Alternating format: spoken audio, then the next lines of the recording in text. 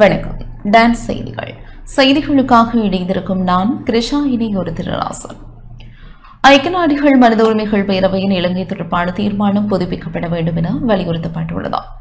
ஐக்கிய நாடுகள் மனித உரிமைகள் பேரவையின் 60வது கூட்டத்தொடரில் இலங்கை தொடர்பான தற்போதைய தீர்மானம் புதுப்பிக்கப்பட வேண்டும் என சர்வதேச மனித உரிமைகள் கண்காணிப்பகம் வலியுறுத்தியுள்ளது.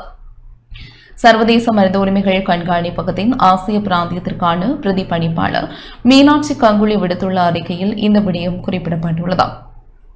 இலங்கை தொடர்பான ஐக்கிய நாடுகள் மனித உரிமைகள் பேரவையின் உயர்ஸ்தானிகர் அலுவலக அறிக்கை ஜனாதிபதி அன்ருகுமார திசாநாயக்கவின் கீழ் தன்னிச்சையான தடுப்பு காவல் சித்திரவதை காவலில் ஏற்பட்ட மரணங்கள் உள்ளிட்ட உரிமை மீறல் சம்பவங்களை விவரிக்கின்றது என மனித உரிமைகள் கண்காணிப்பகம் தெரிவித்துள்ளது. ஐக்கிய நாடுகள் மனித உரிமைகள் பேரவையின் உயர்ஸ்தானிகர் வோல்கர் டர்க்கின் புதிய அறிக்கை நீதிக்காக போராடும் குடும்பங்கள் மற்றும் ஆர்வலர்கள் மௌனமாகுவதற்கு கொடூரமான சட்டங்களை தவறாக பயன்படுத்துவதை விவரிக்கின்றது என குறிப்பிட்டுள்ளது.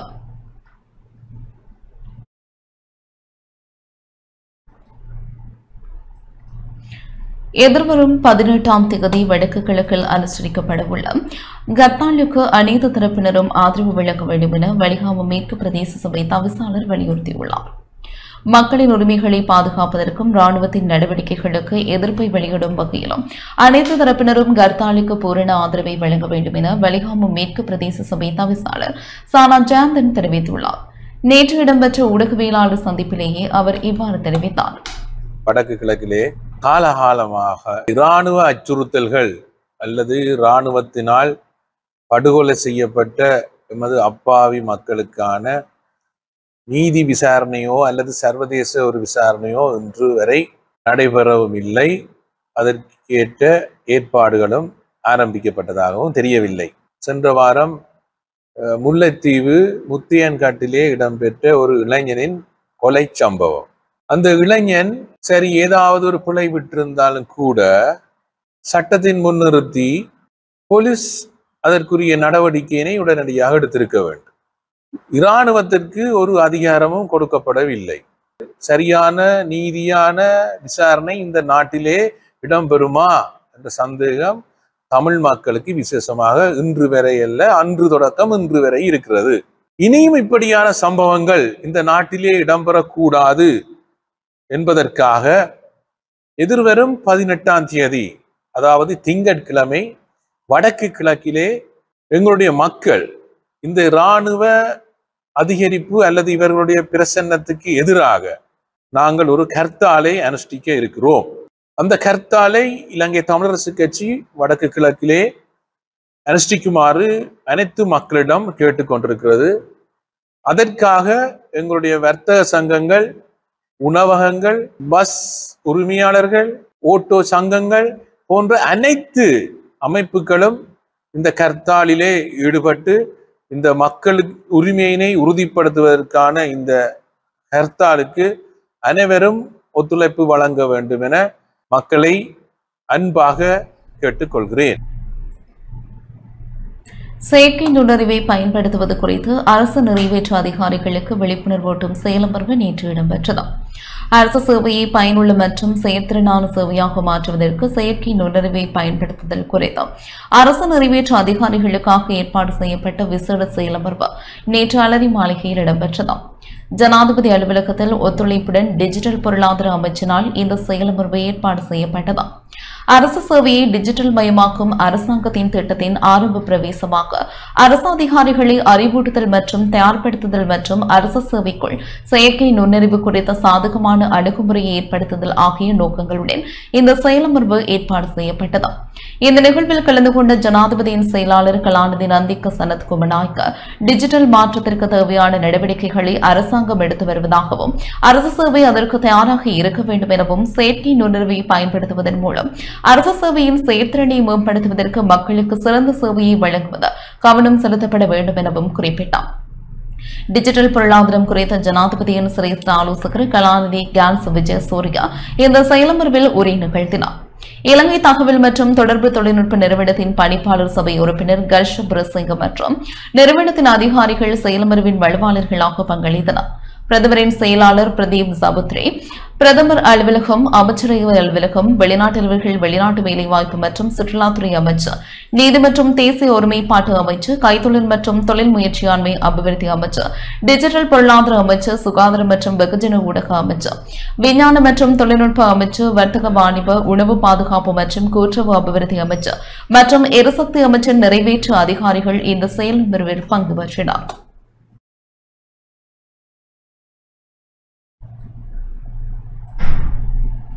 மொனராகலை வெளிவாயு பகுதியில் பேருந்துகள் மோதி விபத்துக்குள்ளானதில் ஒருவர் உயிரிழந்துள்ளார். மொனராகலை வெளிவாயு பகுதியில் இலங்கை போக்குவரத்து சபைக்கு சொந்தமான பயணிகள் பேருந்தும் சுற்றுலா சென்ற தனியார் பேருந்தும் நேருக்கு நேர் மோதி விபத்துக்குள்ளானதில் ஒருவர் உயிரிழந்தனர். 22 பேர் காயமடைந்துள்ளனர்.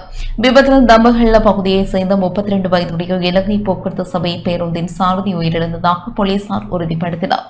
தம்பஹல்லவிலிருந்து மொனராகலை நோக்கி சென்று கொண்டிருந்த இலங்கை போக்குவரத்து சபை பேருந்தும் சுற்றுலா பயணத்தில் ஈடுபட்டிருந்த தனியார் பேருந்தும் மோதி விபத்து சம்பவித்துள்ளது. காயமடைந்த 22 பேர் மொனராகலை வைத்தியசாலையில் சிகிச்சைக்காக அனுமதிக்கப்பட்டுள்ளனர். விபத்து தொடர்பில் மொனராகலை போலீசார் விசாரணைகளை மேற்கொண்டு வருகின்றனர்.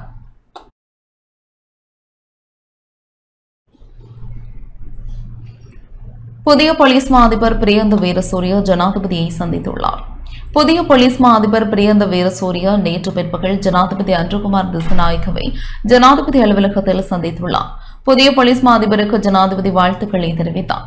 இதன்போது போலீஸ் மா அதிபர் ஜனாதிபதிக்கு நினைவு பரிசொன்றை வழங்கி வைத்தார். பிரியந்த வீரசூரிய இலங்கையின் 37வது போலீஸ் மா அதிபர் ஆவார். போலீஸ் சேவையில் கான்ஸ்டபிள், சப் இன்ஸ்பெக்டர் மற்றும் உதவி போலீஸ் அத்தியட்சகர் ஆகிய 3 நிலைகளையும் கடந்த போலீஸ் மா அதிபராக நியமிக்கப்பட்டுள்ளார்.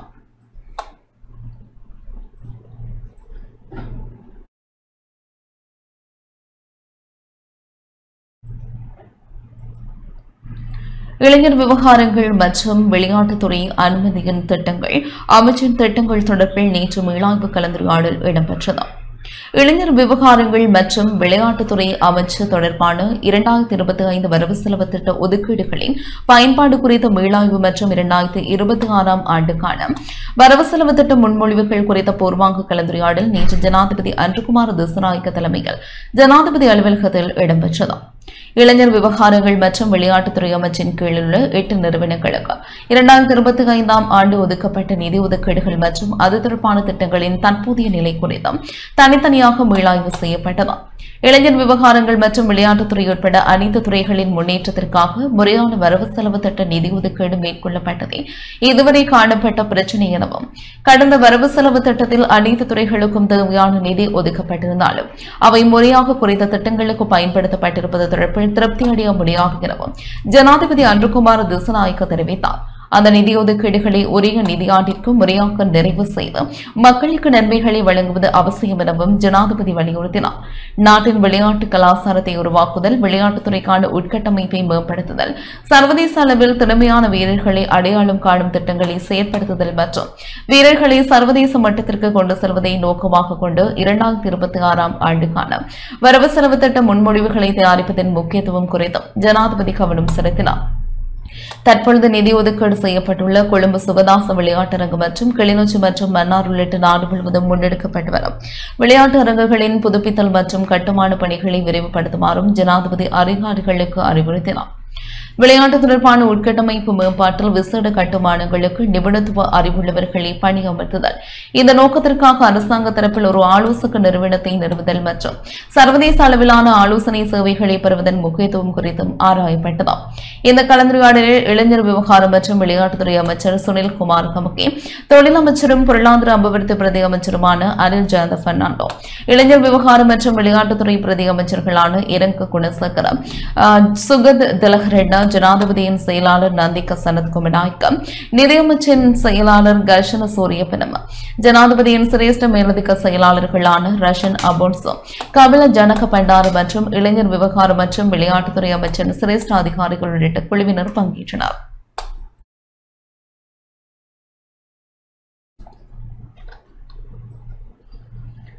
மன்னாரில் இரண்டாம் கட்ட காற்றாலை மின் திட்டத்திற்கு எதிராக முன்னெடுக்கப்படும் தொடர் போராட்டத்தில் நேற்று முஸ்லிம் மக்கள் இணைந்து கொண்டனர்.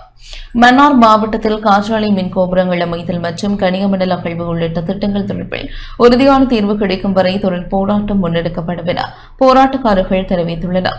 நேற்று 13வது நாளாக போராட்டம் முன்னெடுக்கப்பட்ட வேளை நேற்று மதியம் போராட்டத்திற்கு ஆதரவாக தெரிவித்த மன்னார் முஸ்லிம் மக்களும் இணைந்து கொண்டனர். மதியம் ஜும்மா தொழுகை நிறைவடைந்த நிலையில் முஸ்லிம் மக்கள் போராட்டத்தில் பங்கேற்று தமது ஆதரவை வழங்கியிருந்தனர். மன்னார் நகர பிதாவான சுற்றுவட்ட பகுதியில் தொடர்ச்சியாக சுழற்சி முறையில் போராட்டம் இடம்பெற்று வருகின்றது.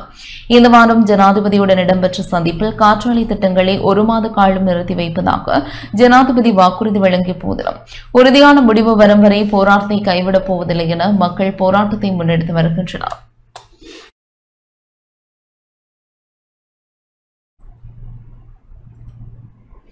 யாழ்ப்பாணம் சந்நிதியான ஆசிரமத்தில் நேற்றும் வாராந்த ஆன்மீக நிகழ்வு இடம்பெற்றது. யாழ்ப்பாணம் தொண்டைமனாறு சந்நிதியான ஆசிரம சைவக்கலை பண்பாட்டு பேரவையின் ஏற்பாட்டில் வாராந்தம் இடம்பெறும் ஆன்மீக நிகழ்வு நேற்று இடம்பெற்றது. சந்நிதியான ஆசிரம முதல்வர் சாதனை தமிழன் மோகனதாஸ் சுவாமிகள் தலைமையில் சந்நிதியான ஆசிரமத்தின் இசை கலைமணி இசை ஆசிரியர் திருமதி பங்கையச்செல்வி முகுந்தனின் பன்னிசை இடம்பெற்றது. ஹார்மோனியம் இசையை இசை கலாமணி நடேச செல்வச்சந்திரன் வழங்கினார். மிருதங்க இசையை முதுகலை மாணி ஞானவேல் வசந்த் மற்றும் தபேனா இசையை கலாவித்தகர் வே பிரபாகர் சர்மா ஆகியோரும் வழங்கியிருந்தனர். சங்கானை பிரதேச வைத்தியசாலை சமூகத்தினால் சங்கானை வைத்தியசாலை பணிப்பாளர் தலைமையில் சங்கானை பிரதேச வைத்தியசாலையின் நலன்புரி சங்கத்தினர் இணைந்து சாதனை தமிழர் மோகனதாஸ் சுவாமிகள் ஆற்றிய அருட்பணிக்காக அவரை பொன்னாடை போட்டி கௌரவித்தனர். இந்த நிகழ்வில் சந்நிதியான ஆசிரம சைவக்கலை பண்பாட்டு பேரவை நிர்வாகிகள் உறுப்பினர்கள் ஆசிரம தொண்டர்கள் அடியவர்கள் என பலரும் பங்கேற்றனர். இதேவழி கடந்த 9ஆம் தேதி மட்டக்களப்பு துறை நீலாமணி ஸ்ரீ வேல்முருகன் ஆலயத்தில் கோரிக்கை கம்மிவாக ஆலய கட்டுமான பணிக்காக ஆலய நிர்வாகத்திடம் 1,50,000 ரூபாய் நிதி வழங்க வைக்கப்பட்டது. சந்நிதியான ஆசிரம முதல்வர் ஆசிரம தொண்டர்களுடன் நேரடியாக சென்று நிதியை வழங்கி வைத்தார்.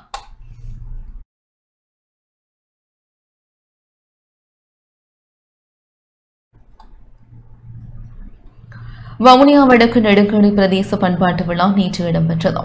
வவுனியா வடக்கு நெடுங்கணி பிரதேச செயலகத்தின் கலை பண்பாட்டு விழா நேற்று சிறப்பாக இடம்பெற்றது.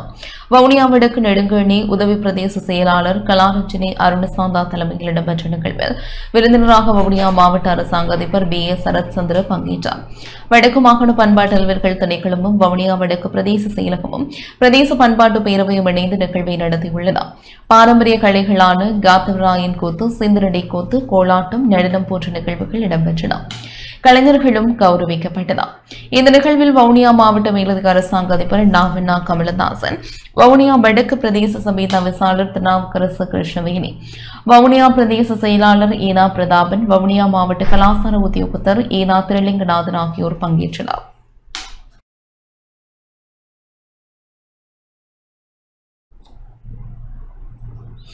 யாழ்ப்பாணம் புங்குடுதீவில் நேற்று கவனஈர்ப்பு போராட்டம் முன்னெடுக்கப்பட்டது. யாழ்ப்பாணம் புங்குடுதீவு தனியார் போக்குவரத்து சங்கத்தினர் நேற்று கவனஈர்ப்பு போராட்டம் ஒன்றை மேற்கொண்டனர். போராட்டத்தில் ஈடுபட்டவர்கள் கருப்பு கொடியை பறக்கவிட்டு பதாதைகளை ஏந்தி கோஷமிட்டவாறு போராட்டத்தில் ஈடுபட்டனர். கடந்த 10ஆம் தேதி தனது வீட்டில் இருந்த வேளை வெட்டி படுகொலை செய்யப்பட்ட ஐயாத்துறை அற்புதராசாவின் கொலைக்கு நீதி வேண்டியும் குற்றவாளிகளை கைது செய்ய கோரியும் சுமார் 2 மணி நேரம் இந்த போராட்டம் இடம்பெற்றது. இந்த போராட்டம் காரணமாக இன்று புங்குடுதீவு யாழ்ப்பாணம் இடையேயான தனியார் பேருந்து சேவை இடம்பெறவில்லை.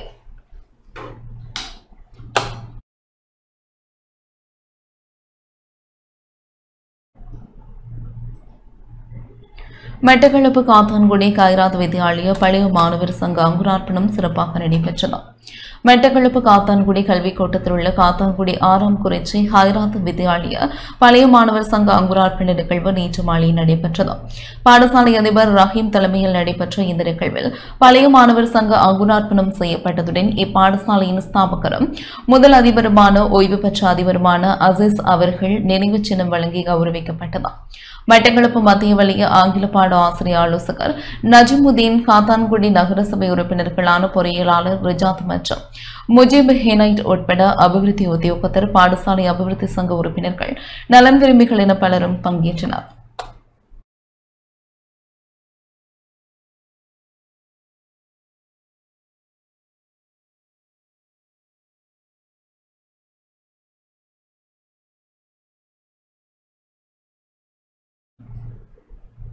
இத்துடன் இந்த செய்தி அறிக்கை நிறைவு பெற்றது. தொடர்ந்து நமது நிகழ்ச்சிகளோடு இணைந்திருங்கள். வணக்கம்.